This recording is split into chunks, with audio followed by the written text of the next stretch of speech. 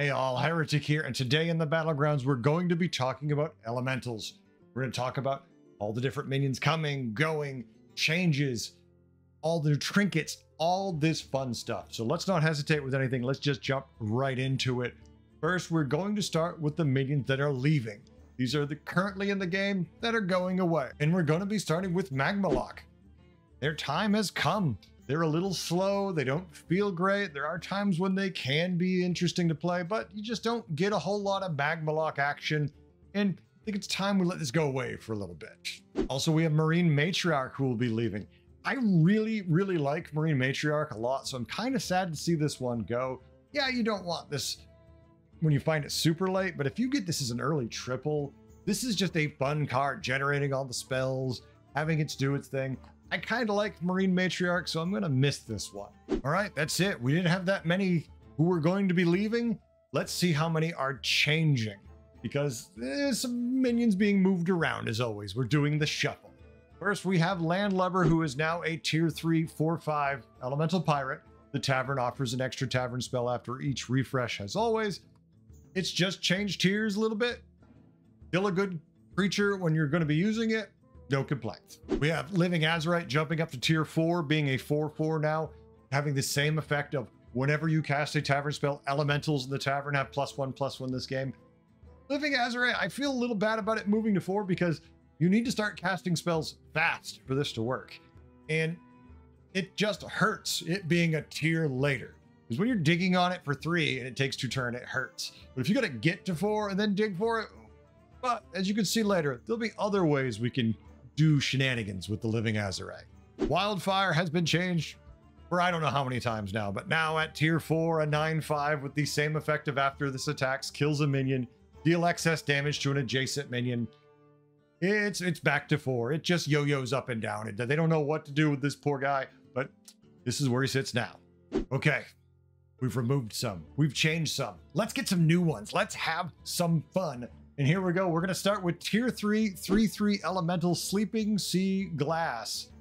Choose one, double this minion's attack or health. Now this one at tier 3, stats aren't impressive, but if you think about late game and with all the buffing you can do with elementals, doubling the attack or health of a minion can be huge, because especially if you've buffed a lot with a Living Azurite and you have one of them where you say double its attack and the other one where you double its health and then you triple it, and then whatever you need, you do that. There's going to be a lot of stats on this thing in the end. So it definitely has some potential. But in the mid game when you get it, it's not going to feel very good at first. Another fun one here, the tier 3, 4/3 elemental Bountiful Bedrock. At the end of every 2 turns, get a random elemental 2 turns left. Not insane, but you're generating elementals, and I kind of like that. It's an end of turn effect, so if there's enough mechanics in the tribe that will work, you can use a Drakari Enchanter with this, and then get your elementals with a little better numbers at least. It's not insane, but it feels like a tier 3, and it's not statted horribly for what it's going to be doing. Next, we have a really weird one, and situationally, this is going to be incredibly good. There are going to be combos that you can set up with this that are insane. Well, it's going to take a little while for everyone to get used to it and figure it out. We have the tier 5, 3/4 elemental Moss of the Schloss? I don't know. There's a reference here. It's over my head. I'm not getting it. Let me know because I'm curious. When another friendly elemental dies, gain its maximum stats once per turn. Well, if you buffed your elementals a lot, when one of them dies, whatever this thing has for stats, it's also going to gain those extra stats. And that can be quite significant. That can be really huge. And I really like the idea of setting up a elemental that can be killed. And then I just go, bam, look, even bigger. A lot of fun potential with this card. All right, it's trinket time. Let's jump into it. Let us start with the lesser of the trinkets and see what we're going to be getting on turn 6. We're going to start with 2 gold, the Kodo Leather Pouch. After you buy a card, give a random friendly minion +2/+1. Not bad. You're going to be doing cycling typically when you're playing elementals. buying some creatures, buffing your board in the mid game. Nothing wrong with that. Something tells me this one we're going to see in both demon and elemental lobbies just because of the name, but the Demon Blood Gourd spellcraft, choose a friendly minion. It consumes a random minion in the tavern to gain its stats. Once again, tavern's been buffed. This is going to be pretty insane. Maybe there's just one really good minion and you can buy the rest of the shop out, then control the burn and eat the right one. We're gonna see. I think some of you are really gonna like this one.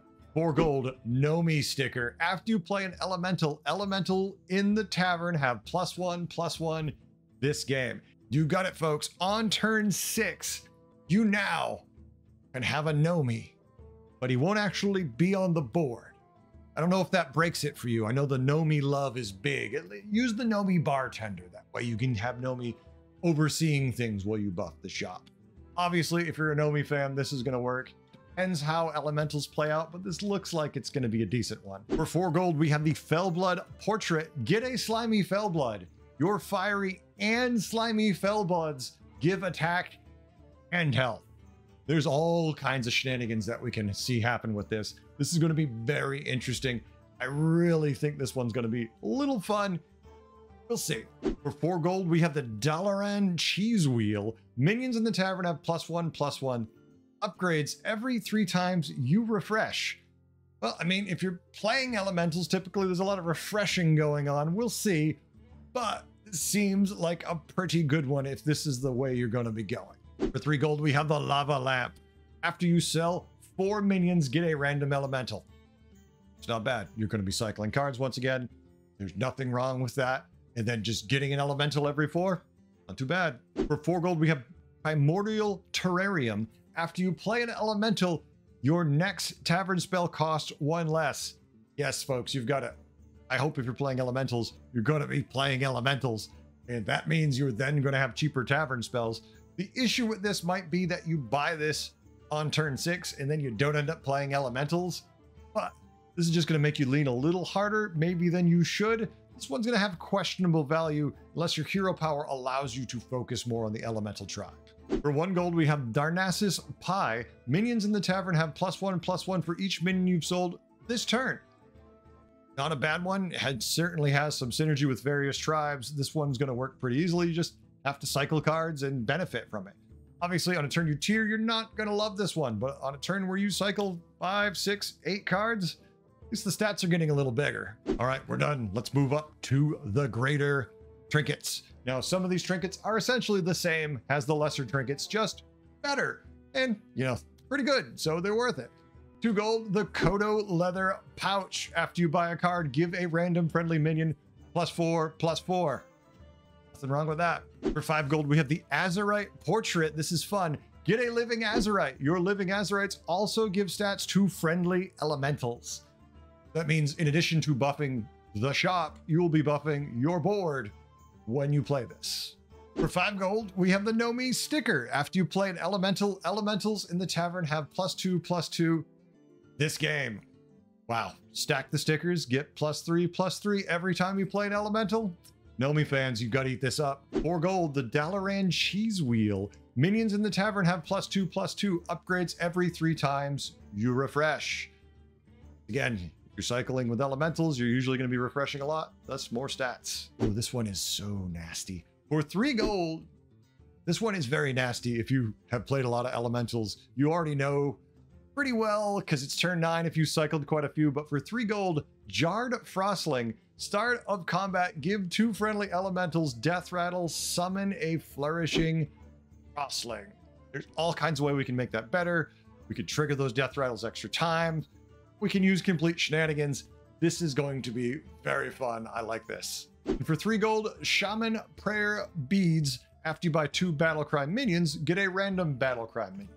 Well, if you're rocking a brand, if you're playing a lot of Battlecries and you just like random, here you go. Go nuts. Little one, this one's going to be tough for me. It depends, because it just feels like there's never enough Battlecries when you need them. But, I mean, I guess if you know when you buy 2, you're going to get a 3rd for free, you're more likely to just take any Battlecry. But we'll see how it plays out. I want to hold judgment just yet. For 3 gold, we have Darnassus Pie. Minions in the tavern have +2/+2 for each minion you've sold this turn. Once again, just buffing the shop when you sell minions temporarily. Not bad. And that's it, folks. That's elementals. That's where we're going with them.